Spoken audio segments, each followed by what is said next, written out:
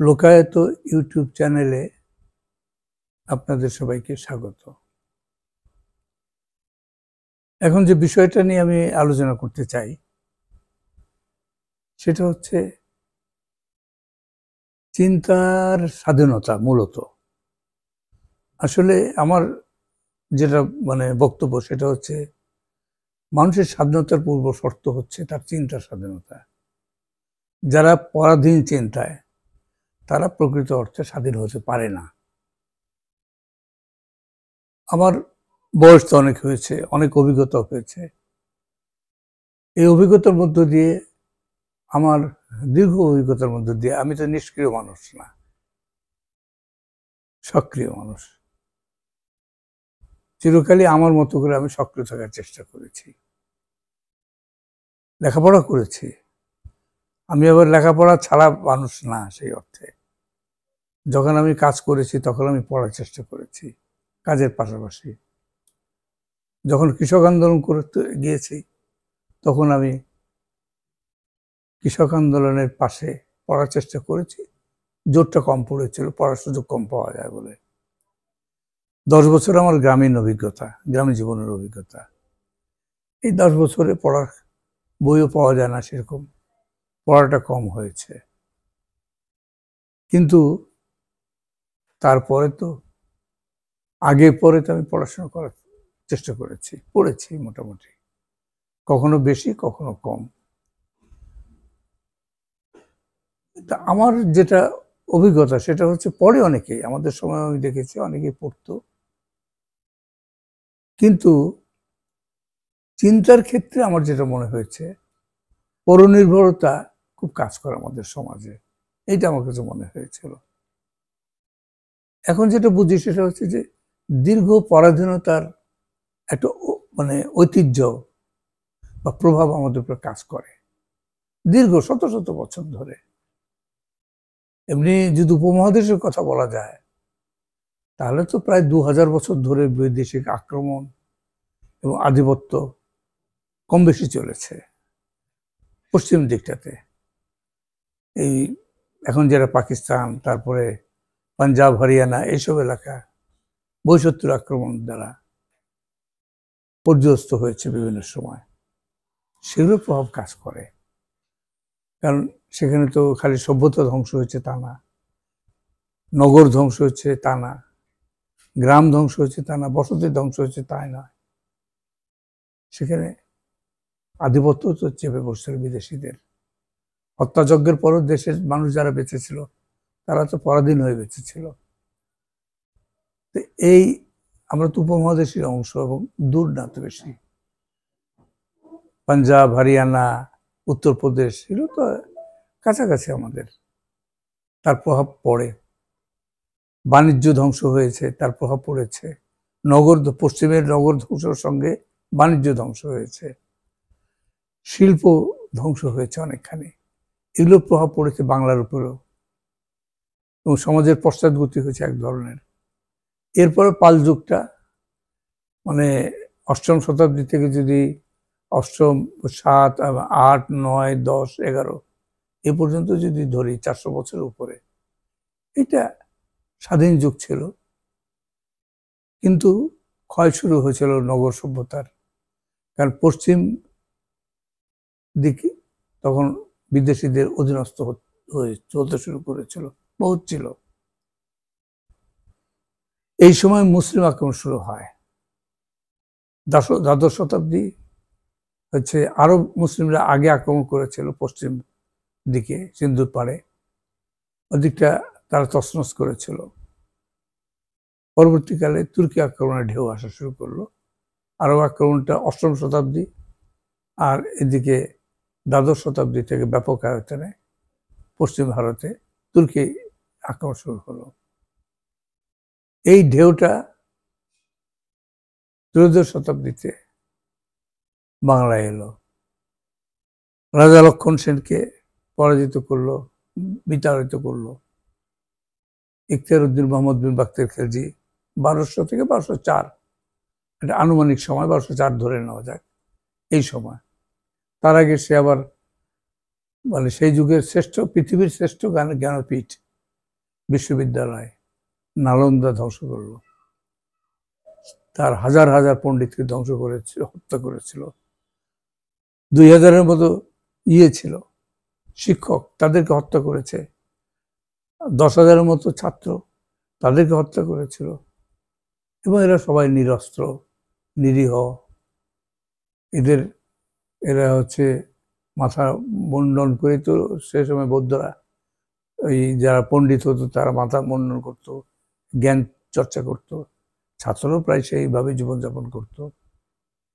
এদের তো চিন্তা অসুবিধা হওয়ার কথা না। তারপরও মুসলিম হানাদাররা, ওই বক্তের খালজির নেতৃত্বে যারা এসেছিল, এরাদের মানে যতখানি পেরেছিল হত্যা করেছিল। এর কোনো হিসাব তো নাই যে কয়েকজনকে হত্যা করেছিল। 10,000 ছাত্র ছিল, মোটামুটি সবাইকে মেরেছিল। কিছু বেঁচে যেতে পারে, পালিয়ে দেখতে যেতে পারে। আর গ্রন্থাগারটাকে তারা ধ্বংস করে দেয়। 90 লক্ষ সেখানে পাণ্ডুলিপি বা ছিল, গ্রন্থ ছিল, সব শেষ। কিছু নিয়ে পালিয়েছিলেন, যারা বাঁচতে পেরেছিলেন তারা কিছু নিয়ে পালিয়েছিলেন। তিব্বতের দিকে কিছু গিয়েছে, কিছু রক্ষা হয়েছে, সামান্য কিছু, আর সবই শেষ। এরপরে হচ্ছে এই বহিরাগত তুর্কি হানাদারদের শাসনের কাল। এরা তো জ্ঞানের কিছু বোঝে না, মরুভূমি থেকে এসছে, মরুচারী এবং বর্বর, অশিক্ষিত নিজেরাও ছিল, শিক্ষার মর্যাদা বুঝবে কি করে। এরা ধ্বংস করেছে। শুধু শিক্ষার দিকে তাদের মনোযোগ ছিল না, রাষ্ট্র শাসনের দিকে মনোযোগ ছিল। শাসন করতে গিয়ে যেটুকু তাদের শিক্ষার প্রয়োজন হয় সেটুকু তারা অ্যালাউ করেছে, যেটুকু বাণিজ্যের প্রয়োজন হয় সেটুকু তারা করতে দিয়েছে, যেটুকু শিল্পের প্রয়োজন হয়, কুটির শিল্প, সেটুকু তারা করতে দিয়েছে। এটা যে মুসলিম যুগ, সেখানে স্বাধীন চিন্তার তো কোনো জায়গা নাই। আর ইসলাম ধর্ম তো কোনো ভিন্ন মতকে সহ্য করে না। ভারতে করেছে, হিন্দুদেরকে ঠেকায় পড়ে করেছে, তাও সেখানে অনেক রেস্ট্রিকশন ছিল। আর জ্ঞান চর্চার যে শক্তিটা ছিল, সেটাকে প্রকৃত শক্তি যেটা ছিল বৌদ্ধ এবং জৈন, তাদের তো সমূলে বিনষ্ট করেছে মুসলিমরা বাড়ি থেকে এসে। তো এইখানে এরপরে হিন্দুকরণ হয়েছে। বৌদ্ধদের প্রতিষ্ঠানগুলো ধ্বংস হয়ে যাওয়ার পরে এরা হিন্দু হয়ে গেছে আস্তে আস্তে। এই হিন্দু এবং মুসলমানের এক ধরনের পারস্পরিক মানে পরস্পর এরা বসবাস করেছে। মুসলমানদের সংখ্যা খুব কম ছিল, কিন্তু তারপরে হিন্দুরা অনেক বেশি সংখ্যায় ছিল। তারপরে তারা বেঁচে ছিল, টিকে ছিল হিন্দুরা। মুসলমানরা তাদেরকে, শাসকরা নিজেদের প্রতিনিধিদের অ্যালাউ করেছিল। সব মেরে ফেললে, কারণ জোর জবরদস্তি করে সব জায়গায় ধর্মান্তরকরণ সম্ভব হলো, ভারতে সেটা সম্ভব হয়নি। সেটা মেনে নিয়েছে, কারণ মানুষ না থাকলে শাসন করবে কাকে? প্রজা তো দরকার, রাজ্য চালাতে গেলে তো প্রজাও লাগে, প্রজা ছাড়া তো রাজ্য চালানো যায় না, সুতরাং রেখেছিল। তো এইটা যাই হোক। এরপরে ব্রিটিশরা এলো। ব্রিটিশরা প্রকৃত অর্থে আধুনিক শিক্ষা নিয়ে এসেছিল আমাদের দেশে, তাদের প্রয়োজনে কিন্তু এনেছিল। কিন্তু জ্ঞান চর্চার স্বাধীন যে জায়গাটা, সেটা তো তারাও চায়নি গড়ে তুলতে, সেটা গড়ে ওঠেনি এই দেশে। এটা আসলে পরনির্ভর জ্ঞান চর্চা হয়েছে, পাশ্চাত্য নির্ভর।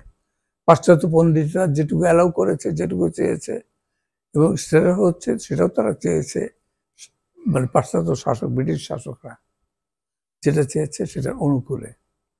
ফলে জ্ঞান তত্ত্বে প্রচুর গোঁজামিল এখানে হয়েছে, এবং আমাদের দেশে স্বাধীন চিন্তার মানুষরা দাঁড়াতে পারে নাই।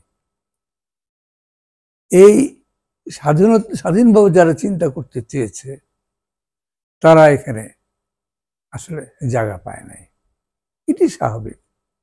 শাসকরা, বহিরাগত শাসক যারা, ব্রিটিশরা, যারা জ্ঞান চর্চা অ্যালাউ করেছিল, মুসলমানদের মতো না, মানে বহিরাগত মুসলিমদের মতো না, ব্রিটিশরা জ্ঞান চর্চাকে অ্যালাউ করেছে, কিন্তু সেটা সম্পূর্ণরূপে তাদের নিয়ন্ত্রণ রেখে, তাদের মতো করে। উদ্ভট অনেক তারা বক্তব্য দিয়েছে তাদের স্বার্থে, সেগুলো আমাদের জ্ঞান তত্ত্বের অংশ হয়ে গেছে। যেমন আমরা যখন কাজ করতে গিয়েছি ঋগ্বেদের উপরে, দেখলাম যে এতকাল যেগুলো আমরা জেনেছিলাম সব ভুল। অথচ আমাদের দেশের বিরাট বিরাট পণ্ডিতরাও এটা বুঝতে পারে নাই। তারাও ব্রিটিশদের ওই যে তারা ব্রিটিশরা যেহেতু বলেছে আর্যরা বহিরাগত, আর্য কোনো রেস না, এটা একটা সম্বোধন ছিল। সিন্ধু সভ্যতার অধিবাসীরা এটা সম্মানসূচক শব্দ হিসেবে ব্যবহার করত। এইটা বোঝার জন্য বেশি পণ্ডিত হতে হয় না। অথচ আমাদের দেশের অধিকাংশ পণ্ডিত বিষয়টা বোঝেন নাই ব্রিটিশদের প্রভাবে, তাদের মানে দ্বারা আচ্ছন্ন হয়ে। এইটি তো এতকাল চলেছিল। ইদানিং এটা প্রত্নতাত্ত্বিক অনেক আবিষ্কারের ফলে এই বহিরাগত আর্য আক্রমণ তত্ত্ব এটা নাকচ হয়ে গেছে। এটা নিয়ে কেউ কথা বলেন এখন, অন্তত আর্কিওলজিস্টরা কথা বলেন না যে এটা মানে আর্যরা বহিরাগত, এসব কথা আর্কিওলজিস্টরা বলে না। পণ্ডিতরাও সবাই না হলেও সত্যিকার বড় পণ্ডিত যারা, তারাও অধিকাংশ চুপ হয়ে গেছে। কারণ তাদের ওই পুরাতন তাদের প্রভুদের মানে ব্রিটিশ প্রভু আমি বলবো, যারা আধিপত্য করেছে জ্ঞানের জগতেও, তাদের মতো করে এরা এখন মানে কথা বলতে সাহস পায় না। এই জন্য ওই জোরটা কমে গেছে। কিন্তু সামগ্রিকভাবে খালি একটা দুটো জায়গা দেখলে তো হবে না। সামগ্রিকভাবে আমাদের দেশে জ্ঞান চর্চার ক্ষেত্রে পাশ্চাত্যের আধিপত্য কাজ করছে। আমরা এখনো পরাধীন, সুতরাং আমরা স্বাধীন হতে পারছি না। বাংলাদেশে অনেক কিছুই হয়েছে, ৭১-এর যুদ্ধ হয়েছে, স্বাধীনতার যুদ্ধ, কিন্তু চেতনার দিক থেকে আমরা স্বাধীন তখন হতে পারি নাই। এই জন্য আমাদের স্বাধীনতার এই দশা। এই যে ৫২-৫৩ বছর ধরে যা চলছে বাংলাদেশ প্রতিষ্ঠার পর থেকে, এটা আমাদের চিন্তার দেউলিয়াত্ব, চিন্তার পশ্চাৎপদতা, চিন্তার পরাধীনতা থেকে আমাদের এই অবস্থা। এখন আমরা যে আরেকটা অভ্যুত্থান যে পেলাম ২০২৪ জুলাই আগস্ট, প্রধানত ছাত্রদের যে অভ্যুত্থানের মধ্য দিয়ে আরেকটা পরিবর্তন, বিশাল পরিবর্তন হয়েছে। কিন্তু এখনো কি আমরা চিন্তার সেই জায়গাটা তৈরি করতে পেরেছি? স্বাধীন জায়গা কতটা পেরেছি? এখনো চিন্তার কাজ অনেক বাকি আছে। এবং এই জায়গাটা যদি আমরা তৈরি করতে না পারি, স্বাধীন চিন্তার জায়গা তৈরি করতে না পারি, তাহলে কিন্তু আমরা এই যেটুকু স্বাধীনতা পেয়েছি এইটুকু রক্ষা করতে পারবো না এবং দাঁড়াতে পারবো না। স্বাধীনভাবে কোনোদিন দাঁড়াতে পারবো না, পরদিন হিসেবে থাকবো। এখন যেটুকু স্বাধীনতা আছে এইটুকু থাকবে না। আর এমনি বাংলাদেশ একটা এই জুলাই অভ্যুত্থানের পর থেকে একটা উলটপালটের মধ্য দিয়ে চলছে। এখনো অস্থিরতা রয়েছে সব জায়গাতে। সত্যিকার অর্থে রিঅর্গানাইজেশন হয় নাই। পুরাতন রয়ে গেছে, আবার নতুন কিছু এসছে। এই দুটোর মধ্যে সংঘাত চলছে, পুরাতন নতুনের সংঘাত, বিদ্যমান ব্যবস্থার সঙ্গে নতুন পরিবর্তনশীল ব্যবস্থার সংঘাত চলছে। এই ব্যবস্থায় সবকিছু ধসে যেতে পারে। তা আজকে আমার যেটা মনে হয়েছে, আমাদের স্বাধীনভাবে কিভাবে চিন্তা করা সম্ভব সেটি ভাবতে হবে, খুব বেশি করে ভাবতে হবে। এবং যেসব ধারণাগুলোকে আমরা এতদিন নির্ভুল মনে করেছি সেগুলোকে কোশ্চেন করতে হবে, সেগুলোর প্রতি প্রশ্ন তুলতে হবে, প্রশ্নের সম্মুখীন করতে হবে। সেগুলোকে বাজ বিচার ছাড়া কোনো কিছু গ্রহণ করা যাবে না। কোনো মানে তত্ত্বকে অন্ধভাবে গ্রহণ করা যাবে না, অন্ধভাবে বিশ্বাস করা যাবে না। প্রত্যেকটা জিনিসকে যাচাই করতে হবে। এতে যত কষ্ট হোক, এই কষ্টটুকু করতে আমাদের পারতে হবে, তা নাহলে আমরা দাঁড়াতে পারবো না। এবং বাংলাদেশে আমি মনে করি এই জনগোষ্ঠীর সামনে অপার সম্ভাবনা এখন দেখা দিয়েছে। এই ২৪-এর অভ্যুত্থানের কারণে, ছাত্র জনতার অভ্যুত্থানের কারণে একটা অপার সম্ভাবনা দেখা দিয়েছে। এই সম্ভাবনাকে কাজে লাগাতে গেলে আমাদেরকে চিন্তার ক্ষেত্রে আগে স্বাধীন হতে হবে। স্বাধীনতার সাধনা করতে হয়, সেই সাধনা আমাদের করতে হবে। এবং এর জন্য সাহস লাগে, বৃহৎ স্বপ্ন লাগে। সেই সাহস এবং স্বপ্ন আমাদেরকে অর্জন করার চেষ্টা করতে হবে।